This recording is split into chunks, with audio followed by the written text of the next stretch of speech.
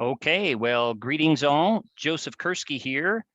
And on behalf of my team and myself, we're just thrilled that you're here. We love working with you all in the earth science community, and we love interacting with you on why and how to use geotechnologies in the classroom. Hopefully you're seeing this Building Story Maps story map. So I want you to put on your educator hats, not that you ever really take them off, right? But while I'm presenting my section of this, and I think my colleagues are going to be doing the same thing, we're going to be showing story maps to teach story maps. So you'll see some functionality here that might be of interest as you go forward. So for example, I've got this image, as you can see, the famous Ennis alluvial fan in Montana. So if you teach geomorphology, you'll recognize that right away. But notice in my story map, I have these tabs right underneath the image so that you can see and say to yourself, as I and my colleagues go through this, that's might be something that I could use. So I think you all know this, but my colleagues and I are completely dedicated to helping you be successful with geotechnologies. That's what we're here for. And again, we're thrilled to be a part of the community. So you know where to find us. We've got more information about how to connect with us later on. But let's get into story maps. Story maps are simple web mapping applications. They're really apps is what they are. It just sounds cooler to call them story maps instead of story apps. But really they combine, as you can see here, and as you probably have seen, because there are 3 million-ish of these story maps just in the ArcGIS platform, more about that in a moment, that exist. And since there's that many, a wide variety of quality. So that's something we'll talk about here in the next 3 hours. Just kidding, we don't have that long, but we'll talk about that. How do you know if it's of authoritative content or of good quality? But there are 3 million of these that exist at a wide variety of scales and themes, and they combine these interactive maps, multimedia content, and user experiences to tell stories about the world. And we think, of course, obviously we wouldn't be here if we didn't believe this in our heart of hearts, but they are incredibly useful in educations, teaching, learning, and so on. They can be saved, shared, embedded, used on any device, anytime, anywhere. They can receive real-time feeds of wildfires and so on that you can use. So I'm going to go ahead and put this story map in the chat box so that you can interact with this as well. Now, my colleagues will be getting into this in a bit more detail than I, but I wanted to show you right at the beginning of this particular presentation that I've got, which is again a story map, that we've got a anatomy of a story map.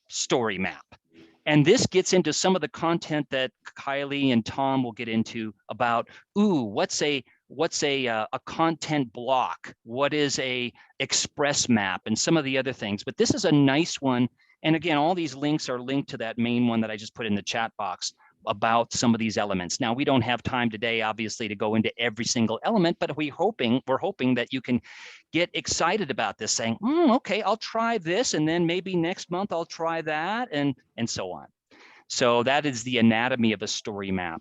The one thing that I wanted to mention here, one of the things that I find really intriguing is this express map that was actually mentioned in that anatomy of a story map. Express maps are one of the capabilities that you have at your fingertips with story maps that you can create, your students can create, etc. This is one of my favorites, and I think these things are so visual, right, folks? It's actually best to teach them just to show you examples. Sure, we can get into the how-tos, and we will in a bit, but just as an example, this Dolores Huerta story map uses, I think, very effectively this whole idea of an express map. What's an express map? Here's the middle part of the Dolores Huerta story map, and it talks about, as you can see here, where she was born, where she moved, what causes she got involved with. And you see how the map moves as I kind of scroll through her beginning years of her life. And so I think it's a very effective use of a express map. And what we want you to do is, okay, maybe I'm not teaching about Dolores Huerta, but I could use that technique to teach about landforms or river systems or natural hazards, etc. So that was another thing I wanted to share there with that just example of an express map. Now, another thing that I wanted to mention is that you and I use lots of tools that are sort of standalone tools, right? They're not connected to anything else. For example, some apps on your phone, maybe an app on your computer, a tool on your computer. And those are fine for what they do. They do one or two things and they do them well. I think one of the chief advantages of StoryMaps is they're not just one tool isolated from everything else in, for example, the Arcgis platform. You have, rather than being a separate tool, it's actually connected to this web-based GIS platform that you've probably heard us talking about over the years, or if this is your first exposure, just realize that this platform has a lot more things in it besides StoryMaps. It allows you to create maps and symbolize maps and do spatial analysis and go collect data in the field and then bring it into your mapping platform and then analyze river systems and hazards and so on. So it's all connected. That's the wondrous, glorious, beautiful thing about StoryMaps. They're not just something that, Joseph or Kylie or Tom or Charlie invented in, our garages. It's actually connected to this bigger platform, which has huge implications that we'll get into here as we go forward. Now, Tom, I think for part of his section is going to go into this a little bit deeper, but why to teach and learn about StoryMaps? Okay, Joseph, this sounds interesting. I see some interesting examples there, and you can go to the StoryMaps gallery that I also have in this story map to explore further. But I'm not going to go through every one of these reasons, but they are great for inquiry, problem solving, communicating the results of student work, you to teach content, rich and deep content with, and so much more. So again, I'm not going to go into all that, but I do want to mention one thing, and that is this number 7 assessment instruments. I know Tom's very passionate about this as well, so he's going to go into this, but take a look at this. I love geomorphology, so forgive that focus here on this particular one, but here's a Landform's Greatest Hits, one that I created last month. Some of you may remember the set of 100 USGS topo maps with eskers and alluvial fans and so on. I used to take around a big, huge roll of USGS topo maps to teach that lesson. And I think Charlie remembers me wandering down hallways and conferences with this big roll of topo maps. Well, I put some of those, about 20 of those landforms, into this story map with the USGS topo base, which is again part of the whole platform. And so here, not only do I have the tombolo here, or the coal or the peninsula or whatever, but I also have a small quiz in each one of these. Okay, I already mentioned this. Hey, here's an alluvial fan, right? So I've got the quiz actually tied to the story map where you can say, oh, okay, what is this? So it's an assessment instrument, and Tom will say a lot more about how to assess student work inside StoryMaps.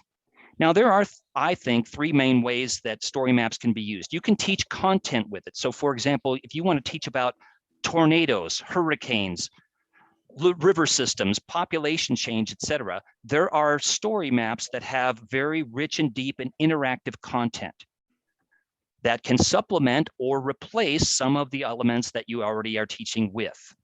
So that's number 1 here. Number 2, you can create your own story maps, which is, of course, one of the reasons why we have this hands-on component that Kylie was hinting at earlier. And then thirdly, students can create story maps to show the results of, hey, class, we talked about tsunamis last week. Okay, create a story map with the Hilo 1946 and the Japan 2011 tsunami, or a tsunami of your choice. Present it to your peers in an online setting or in a face-to-face setting, and I will assess that work and we'll have a discussion about it. So students can create their own. And I've got some examples in here of just that. Let me check on the time there. I've got just precious few moments left. I encourage you, I'm not going to spend time in this workshop right now, but I encourage you to go to the StoryMaps gallery and just have a look at some of these story maps that exist. They're sort of the greatest hits, if you will, because again, there are 3 million of these that actually exist right now, most of which are actually shared with the public, more about sharing in a bit.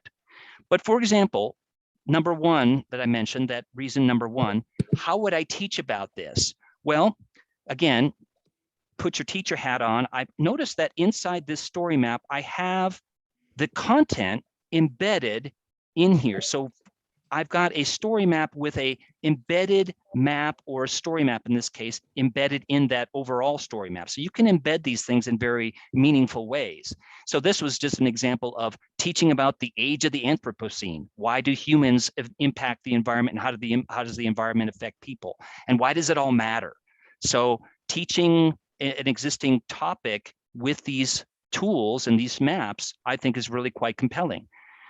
And I'm going to scroll through these. I'm just going to look at this one just to show you an example of, hey, you can embed, hopefully you're seeing this video feed. You can have looping video or a static, one link video in your story maps as well. Now, there are some really compelling examples of students doing this. It's not just us talking about this, they're actually doing this. One of my favorites is this one from a middle school student in Canada about the right whales in the St. Lawrence. It's long been one of my favorites. One of the reasons why is because the student at the end actually goes into a solution. What can we do about the problem? Not just, asking a question, investigating data, and creating the story maps and communicating about it, but what are we gonna do about it? Here's some solutions. So I really like that one. The last one I'll show from a student is this drones-based story map that a student in Tennessee created. And what I like about that one is that the student said, hey, my instructor asked me to do this. And it was like, oh, by the way, I flew a drone, I made a campus map from the drone imagery, and then I supported a student-run function at the school with different zones around the campus. So it's a campus map. It actually helped the campus facility people in this case. So it was awesome. Okay, last bit here before I wrap up. I'd like you to think about, and again, my colleagues will expand on this, about your audience and about the student's audience. Lead people into the story map, connect with the audience. The user experience supports the story, make those maps pretty easy to read and consume and understand, and then strive for simplicity. So pick up the clues phone is the acronym for those things. And I encourage you to think about those, and also encourage your students to think about those as they create these. Why are we creating this? And therefore, what kind of story maps tools should we use as we move forward? So I'm going to close it off right there. I've got more in here. As you can see, I'm only about a third of the way through this particular story map, but lots more from my colleagues to come. And I wanted to give them ample time to get into some of the content. But I hope that was intriguing for at least an intro to what a story map is, why you might want to consider using it, some examples, and as you're going through this, thinking about the way that I laid it out and how you might use some of these tools in your own instruction. Thanks, folks.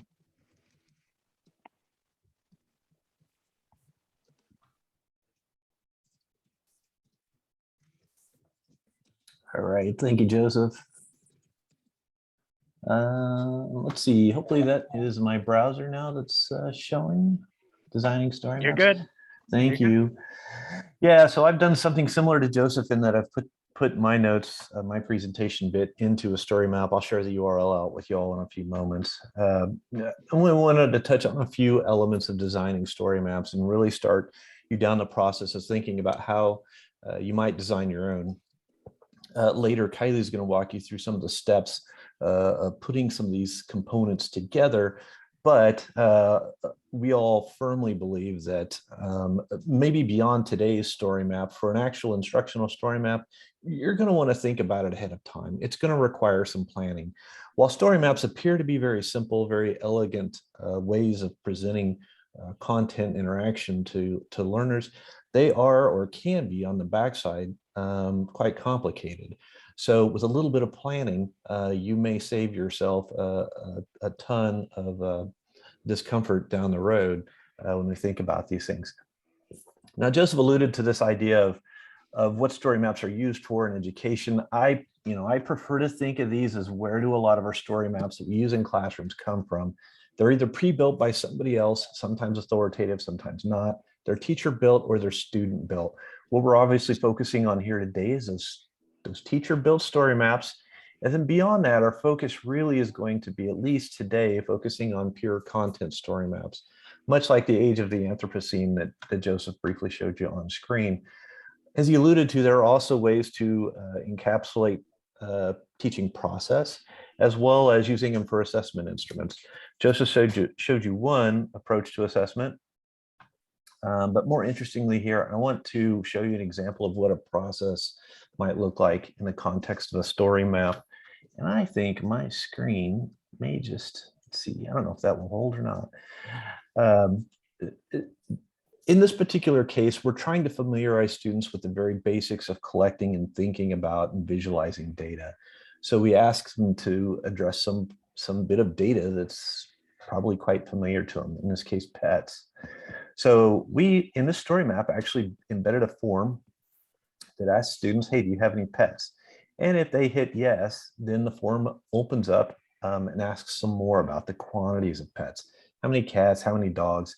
And then of course, you know, roughly at least, where are you? Maybe it comes down to what city are you in? We provide a little bit more context, but really offer some guiding questions to why is the data important and what sense can we make of it inside of something like an analysis tool inside of a story map. So one thing you can do inside of story maps is embed content from external sources or other Esri sources. This is actually a dashboard that's pulling that data from that survey we briefly looked at up above and allowing the student to take a closer look at what some of these data mean. I'm not going to drill into this. Again, it'll be in the URL that you get from me in a few moments. But all these things are possible in terms of thinking about process and not just, you know, content, particularly static content. One other element I'll try to be very brief and show you is this idea of assessment. Yeah, we can obviously print out a text assessment on screen and the students can fill it out, but you can also make them interactive. You can tie them to interactive maps and then ask students formative assessment items. Now, many of these techniques that I'm showing you here beyond the pure content form is really, they're really more advanced. So we're going to put those off until we get, you know, our feet stable and sturdy with some of the basics. And what we want to do really is think about what a teacher crafted content heavy or content forward story map might look like. So one thing today, and really for the first couple of times you build out these story maps, keep it simple, right? Focus on the narrative, focus on the story that you want to tell, focus on some simple media elements like perhaps a photograph and a map. Do some internal planning, including goal setting. You know, what is it? Why am I using this platform? Because there are plenty of other options.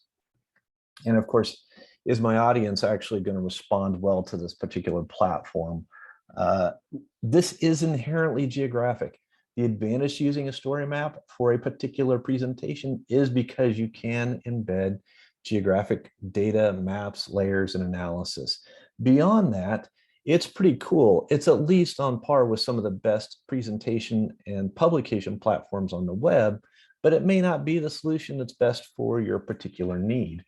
But again, if you're thinking geography, geographic data, spatial analysis, these components will all make the StoryMap platform shine. Once you get an understanding of your goal and your audience, make the outline. It sounds a bit novice, but storyboarding out what you want to do, what you want to say is imperative, particularly when you start dumping context into this completely, you know, white landscape that you're dealing with. Having some sense of directionality before you ever even open up the system is going to make you a real winner when it comes to producing. Joseph alluded to a story maps gallery. I prefer to also look for native searching inside of Arcgis Online for story maps. Inside that map, I've got a link. And if you want to do a quick search for a topic that's story map based, in this case, I'm looking for climate. I found 6,486 results that are just story maps inside of Arcgis Online. So it's worth a look to see what's already pre-built before you try to go down the path of crafting your own, because a good story map takes a lot of time. It takes a lot of energy.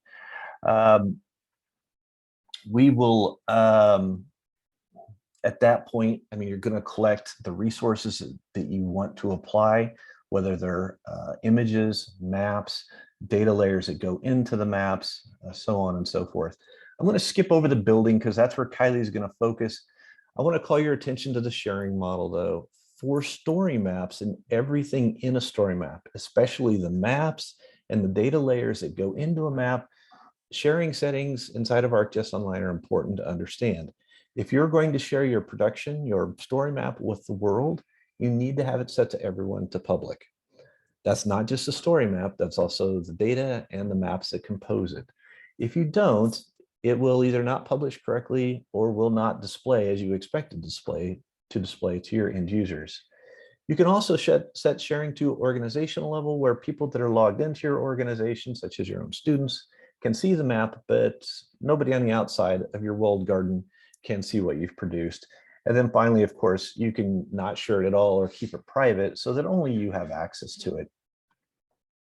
Evaluate your work, obviously, especially if you're publishing it. One thing I'll point out here is that we do have a reading level tool. If you are working with, say, transitional grade levels or a wide range of reading abilities, this may be something of use to you. You can investigate that on your own. And then lastly, I'll point out to you that there are things called collections inside of StoryMaps where you can bundle up groups of story maps and present the collection as to students. So if you want to have 3 different story maps on the North Atlantic Current, that's entirely possible. You put them into a collection, you share the collection publicly, and you're good to go.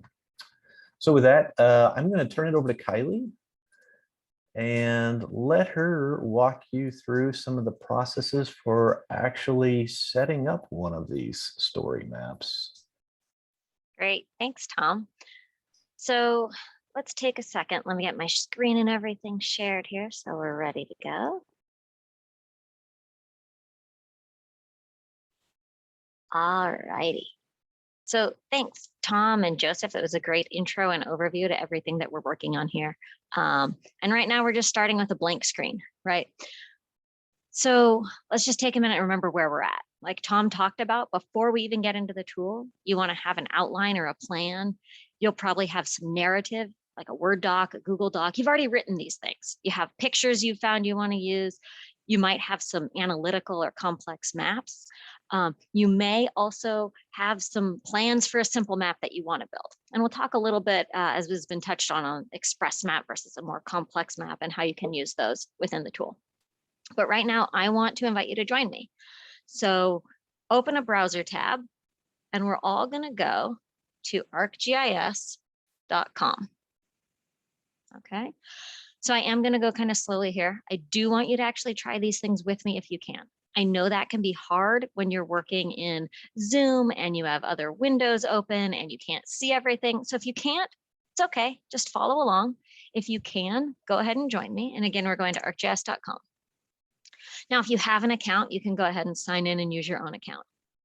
Anyone who doesn't have one, join me today. We're going to use GIS Train 101. Okay. And the password that you're going to use is the number first, 101, and then the same GISTRAIN.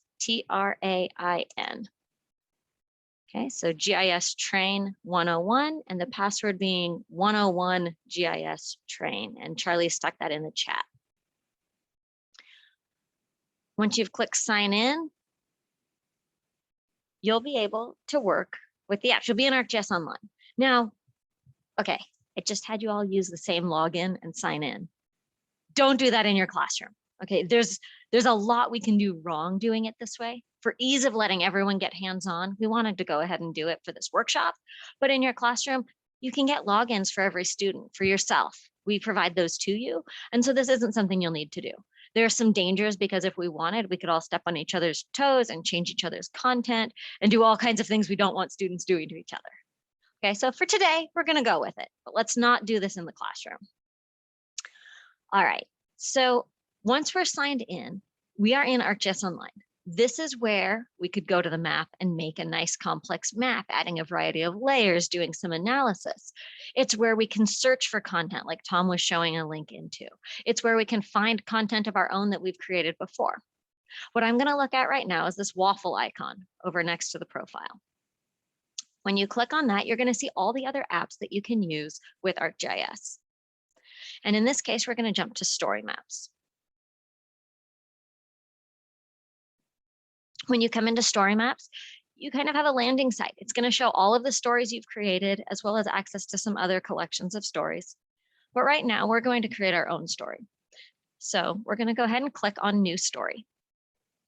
When we're in here, we have some choices. I probably 99, no, it might even 100% of the time choose start from scratch. These other things put some components in piece that help you build a story, but they are all things that you can add in later once you've started from scratch as well. I don't always know when I start exactly the component that's going to give the display I want, and so I usually just start from scratch. All right, now don't get too intimidated here. We're going to write a story that you should be pretty good at writing. So for the title, I want you to type your name. Okay. One reason we're doing this is because we are all working in the same account. This is going to keep them unique. If we need to come back in and edit, we'll know whose is whose. And the other is everybody has a story to tell that has a little bit of geography to it. So it's a nice, easy one for us to come in and not have to worry about the details. Because again, we haven't done the things Tom talked about of having a Word doc with our text, gathering our pictures, all of those things. Now you'll notice up here, it says saved. It's already saved it for me. This already exists. All right, there's a publish button, there's a preview button, design, and there's, like Tom mentioned, a blank white canvas. So let's go ahead and let's type in some text. So let's tell our story. You can just click and begin typing. You'll notice there's this nice little plus button, and it's going to follow you around, sometimes looking green, sometimes gray. So let's type in some text. I'm going to go with just a quick, easy sentence. I'm going to put in some headings, part 1, and let's say some more text, and then we can say part 2. Just kind of taking my Word doc, my theoretical Word doc or Google Doc, and moving it from that format into this one. So I'm starting to put these pieces that I've planned out into the file.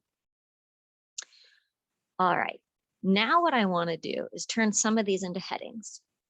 So you can, but before they do that, actually, I just want to point out when you can hover, you see that plus sign that appears kind of next to, and if I go over there, it turns green. Okay, so if you need to add in a new paragraph, you're going to click that, and oh, look at that. That's not just paragraphs.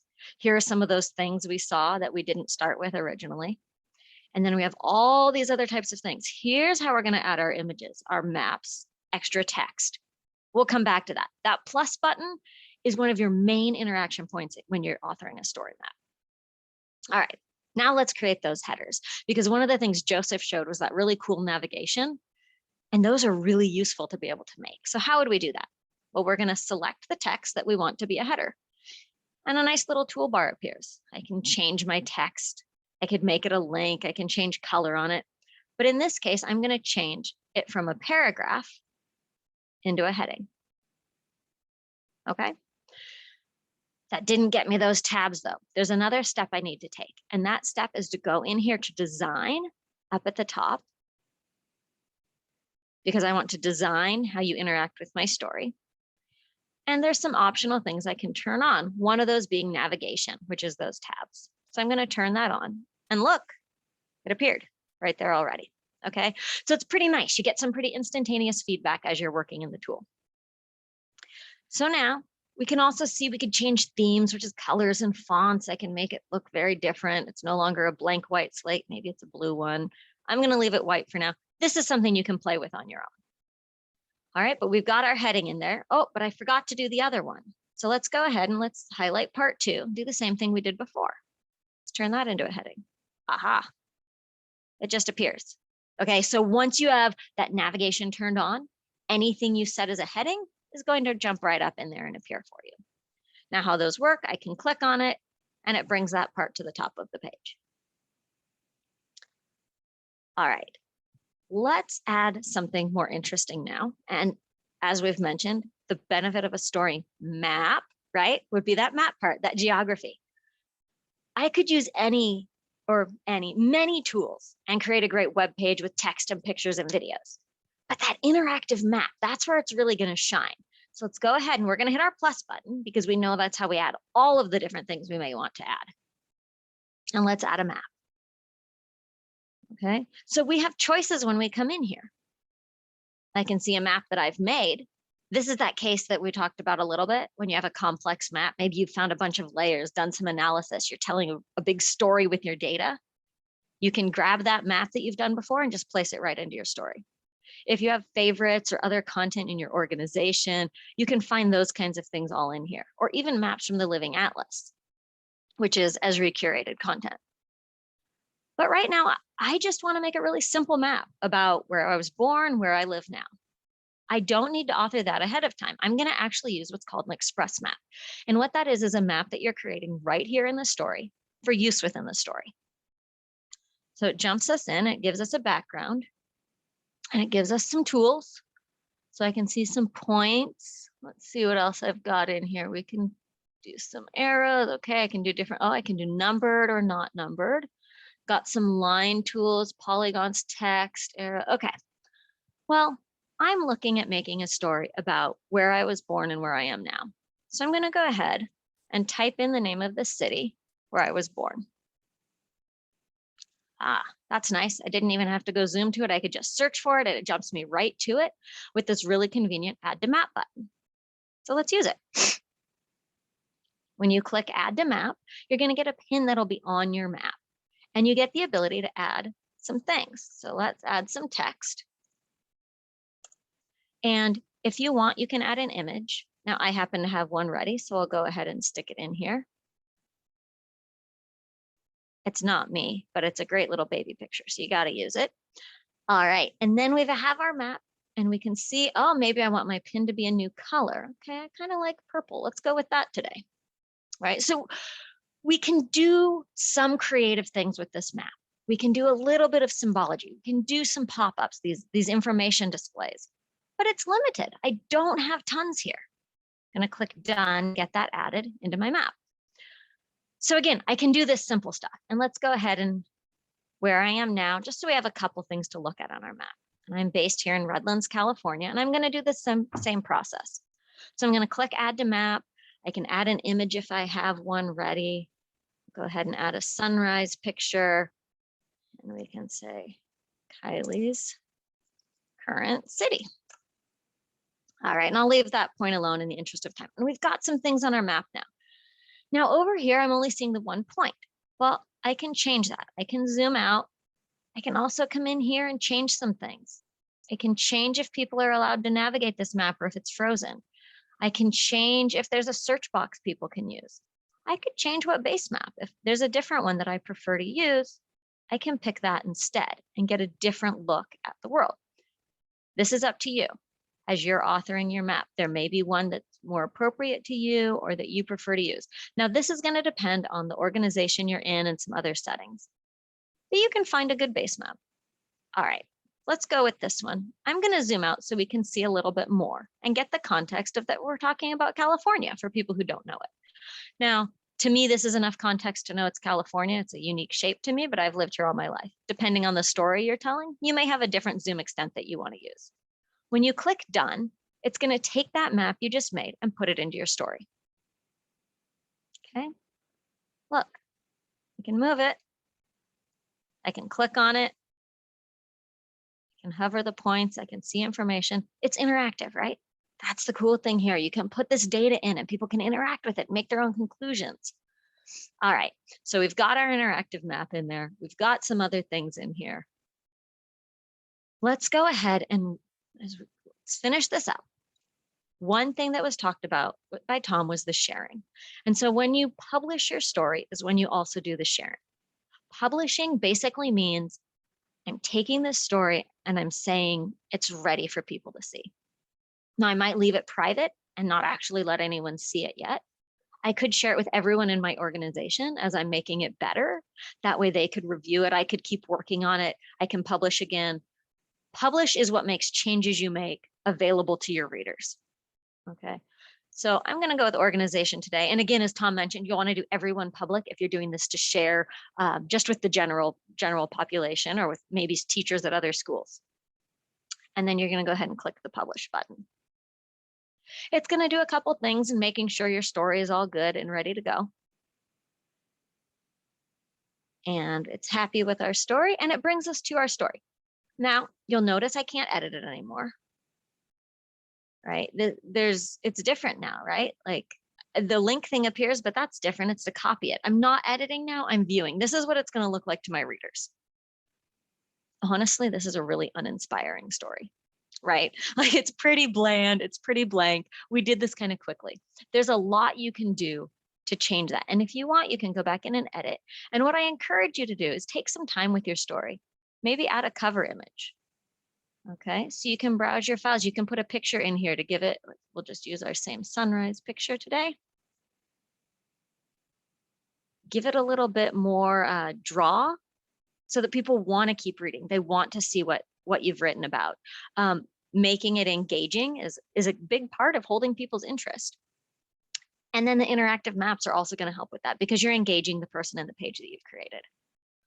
All right, one thing I didn't cover, actually two last things really quick here. When you hover, you'll see this tool appear, right? You can change how much space your map takes up.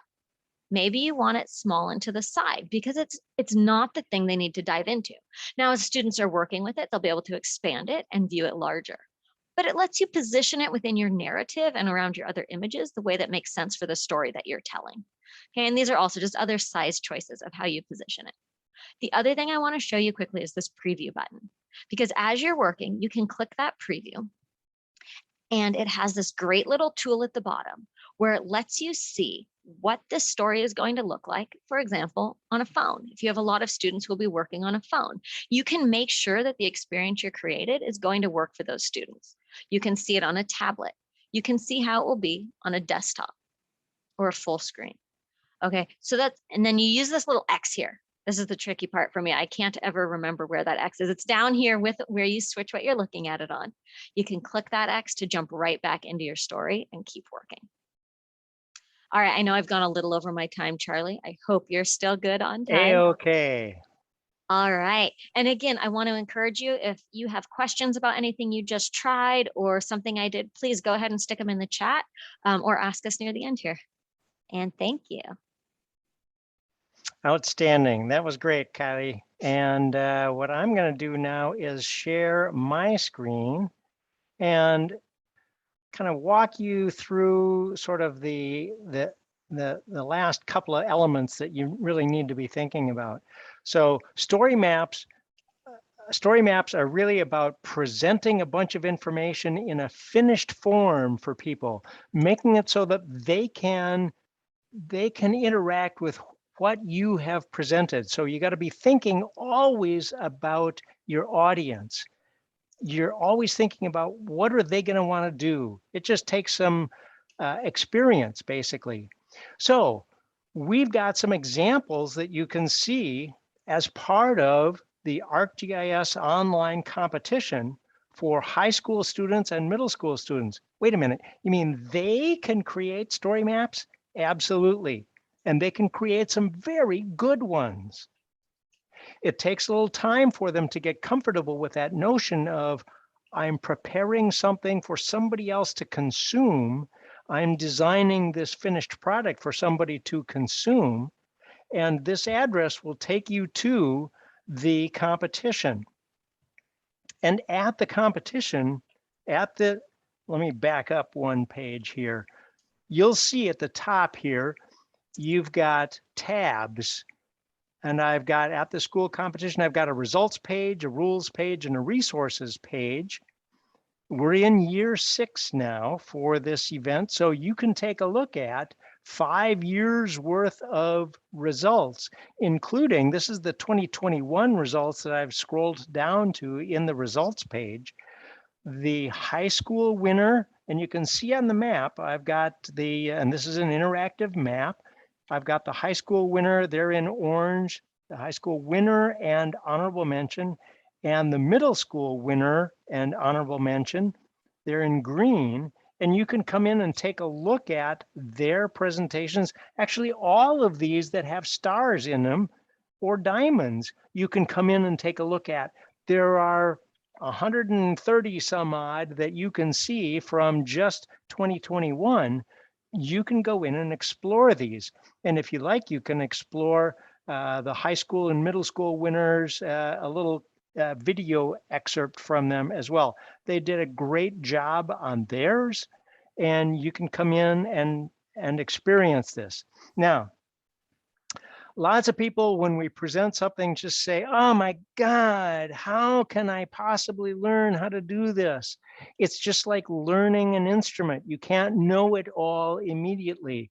You've got to see what it can do and then think about, oh, I need to understand how this works. I'm actually going to zip back out of my presentation here and walk you to some of these. So storymaps.arcgis.com and then to the resources page. Where do I see that? Well, here I am. My page is a little bit tired, so it's just been sitting here. So here I am inside the StoryMaps zone. And if I click on the resources tab up here, it's going to take me live to the resources page where you can walk through some additional kinds of help. And some of these are things that Joseph pointed out to you, or Tom pointed out to you. And then you'll see all kinds of different elements in it. What was the next one, Charlie? You've got a second zone in here, learn.arcgis.com. This is, so first, this is the product page. There is a zone where people are putting together a variety of things in sort of a scenario-based operation. So learn.arcgis.com, go to search all content, and then products equals story maps and type equals path. What does that mean? Here I am at learn.arcgis.com. They've got a front end on their collection of content. I'm going to say, take me to all content, but we've got all kinds of tools. I don't want to learn about absolutely everything. I do want to learn about ArcGIS story maps, and they have a series of exposures of them. They have some that are assemblages. I want to see some of these paths. And so these are sequences of instruction that you can work your way through. Here's one about, I just want to get to know story maps. I just want to take a longer time to get to know how to do this. So that's a very good way to do it. Another one, if you just want to be thinking about this from a teacher standpoint, there is a learning plan that has been created inside of what is called the Esri Academy. This is our training zone. And inside here, you can go into esri.com/training/catalog, and then you can type in, hey, I just want to search for teachers, and boom, this is going to pop up for you. This is a learning plan, which is a series of courses similar to the path that you have inside of the Learn Zone, but you can walk through several different instructional operations that walk you through how do I learn about this. So these are ways that you can learn, and we'll share these again when we're all done here. So now, how does your school get software if you don't have software? Well, Esri makes software available for everybody to use for instruction for free for schools all around the world. K-12 schools for instructional use, it's free. Just go to esri.com/schools. That'll take you to our stories page, and you'll see, ooh, software bundle tab. That's the place where you can request software for your school or district or club. Public schools, private schools, home schools, they can do that. And at that spot, you'll see, oh, okay, do you want to go into a full school bundle? And we really encourage people to be thinking, collaborating with your tech support folks so that you can do this at a district level if you're inside of a district. So we wanted to burn through some of those really quickly so that we had some time for people to ask questions. Now, how are we going to do these questions? So does anybody have questions?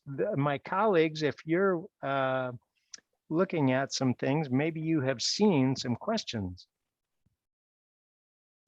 I saw one really good question, and maybe Joseph and Tom, you have worked with the question about collaboration. Somebody said, is there a possibility for students to collaborate in this? Does one of you want to take a stab at that quickly?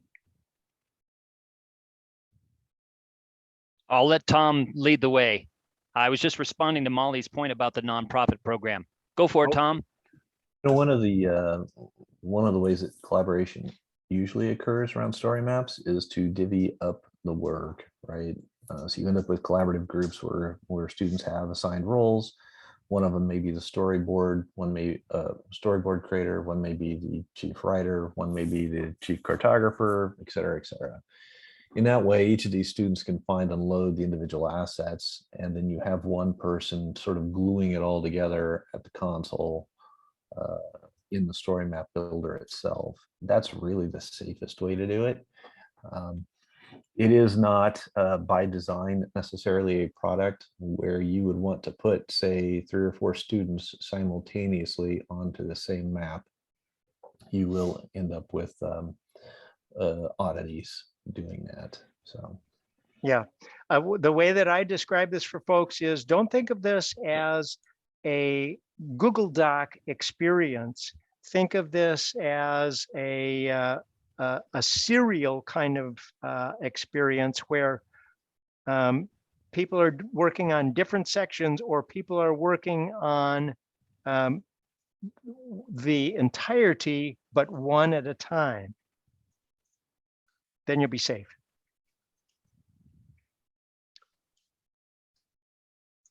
Were there some other questions that coming in? Yep, there's some good ones, Charlie. Yep. Here. All right. Scanning and responding to some, and so are other folks chipping in, and this is great. There are a couple that we had sort of collected too. I don't think this one's been addressed in the chat. And somebody was asking if school accounts are set up for everyone with the same domain name, and if that's controlled by the email. So then if a student has the same domain name in their email as the school district account, then they should be able to create story maps. But what if a student email is a different domain name than the school is? Tom, do you want to jump in and talk about the best strategies for setting up some of these things? yeah, the domain name's not necessarily a problem. That's the short answer. The slightly longer answer is that for school districts, we encourage folks to work with our IT departments to set up enterprise or single sign-on.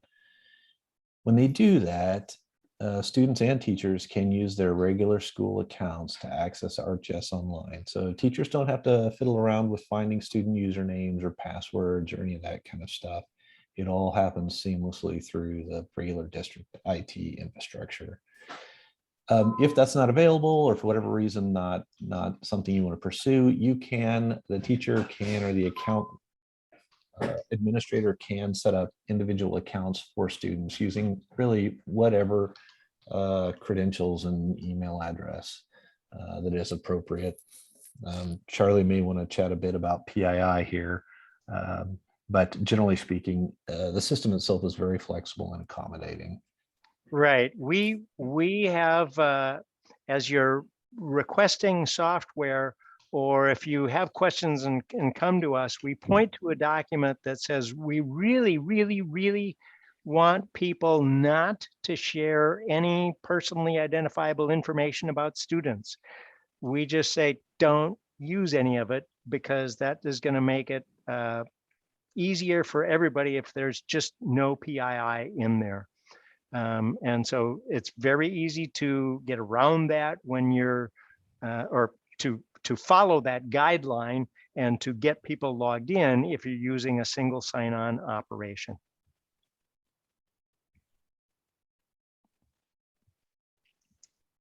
I can jump to another question if we're ready for one. Great.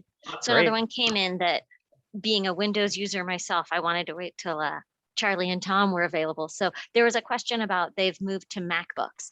And I know that everything with StoryMaps is done in a browser, but the question was about how well StoryMaps and creation are working on Safari. And I think Safari mobile in particular. If that's not right, Anthony, feel free to just jump in. Tom, you're the Safari user here.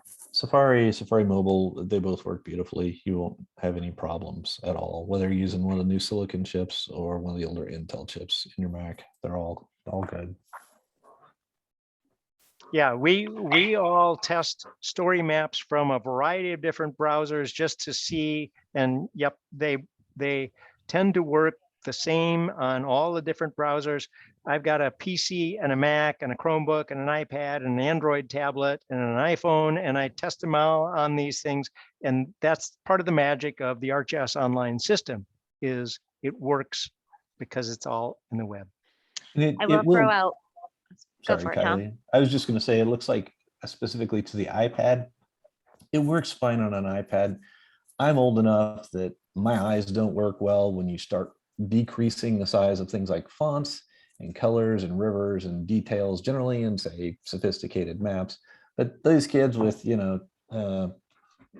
supreme vision seem to have no problem with this stuff on iPads. Yep, we're definitely on the same page there, Tom. I was going to make a similar comment just about while the tools work in all of these different form factors, you have to keep in mind that your screen real estate space is going to limit how easy it is to author, as well as some of the working with. And there was a question in the chat early on, and I just want to make sure we honor the person who asked it. It said, are there any or all story maps openly licensed via Creative Commons? That's actually, Joseph, do you want to talk about some of the domain access? Oh, sure. I'll just give a short answer. There's lots more we could talk about this. But, the story maps, the nice thing that I talked about way at the beginning of this is that it is connected to this bigger platform. So you have access to an amazing variety of data at your fingertips. For example, the Living Atlas of the World, the ArcGIS Living Atlas of the World. And much of that data is public domain data. It's from US federal agencies, or it's available through Creative Commons licensing and so on. So generally though, I like Tom's approach. You're giving you the short, easy answer first, and that is you're working in education. So that's good. You're not selling these maps in any way. So I always like to encourage students on this note to cite their sources, just like they would a term paper, right? My source came from this, and this. Here's where the tsunamis came from, etc. So you're citing your sources. You're not selling these maps. We have data sets that Esri has procured from different organizations. And in the rare instance when that data is copyrighted, they'll say so. So, you'll know what the licensing is on the metadata attached to the layer that you might want to use. But in 99% of the cases, especially in education, you're going to be using stuff that is publicly accessible and available and in the public domain. So good question though, and it's a good thing to bring up with students. The one that comes up a lot is, hey, I've got the capability, as Kylie showed, to incorporate an image. Can I use an image from Bob's Photos, Inc.? Well, no, you need to talk to Bob if you want to use Bob's photo from Bob's Photos, Inc. So it's a nice conversation to have with students about, just because stuff is online doesn't necessarily mean that you can use it in or that you should use it in your documents, I guess I should say. I hope that's not muddying the waters, but actually is a good bunch of teachable moments for sure. Absolutely. One other thing, one other thing I want to add in there is when you're working in the story map, you'll see an example of this in the story map that Tom was sharing. At the bottom, there is a section for credits or links. So it's very easy to give credit to those sources. Good point. I am going to jump in here and get us started with a quick wrap up. Ed, if you could drop that link in at this point, that would be fantastic. We do have some more questions for the team. So we're going to copy over the chat and we will provide those questions to you guys. So you get some homework after this, oh boy. And we'll make those questions and their responses available on the website that the video goes up on, as well as out there in the comments section of the YouTube page. So those will be out there and available to everybody. Before we go here, just a couple of quick things. I want to remind you that there will be a webinar on February 10th, Exploring the Earth System with Understanding Global Change. And please do make note of our YouTube channel link so you can find the responses. Here is the link. If you don't already have it, I lost my chat, so I'm guessing it's in the chat already. Thanks, Ed, for dropping it there. To the survey. If you want a certificate of participation, the only way you can get it is by completing the survey, but really please do complete the post-webinar survey. It's really important information for us as a team as we decide what we're going to cover in terms of topics in these webinars. Also, an opportunity for each of the 3 sponsors of this series to say hey. So on the part of the NAGT has a full webinar series. We have 1 webinar per week minimum. And Bradley, if you could drop the link in so people can get that and get on the mailing list, we'd be happy to send you those announcements. And come and join your friends at NAGT. Passing it over to Missy here to talk about Nesta. Missy. Sure. National Earth Science Teachers Association is the premier Earth Science organization for K-12 educators, as well as Friends of K-12 and those a little bit above and below teaching K-12, but Earth Science being their focus. And we have a monthly newsletter that goes out that's chock full of all kinds of awesome resources, a quarterly newsletter, and we have a presence at conferences. So please join us. And then over to Ed.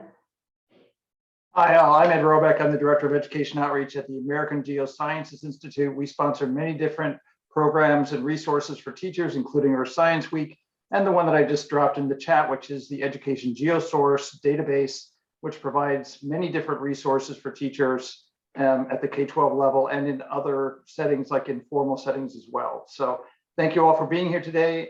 Looking forward to working with you in the future. Thank you so much to our presenters, Charlie, Joseph, Kylie, and Tom. We very much appreciate you coming back for part 2. There is a part 1 of this webinar in the archived version, so check that out with some more information in it for you. Thanks for joining us this afternoon, and we look forward to seeing you on our next webinar. Have a great rest of your day.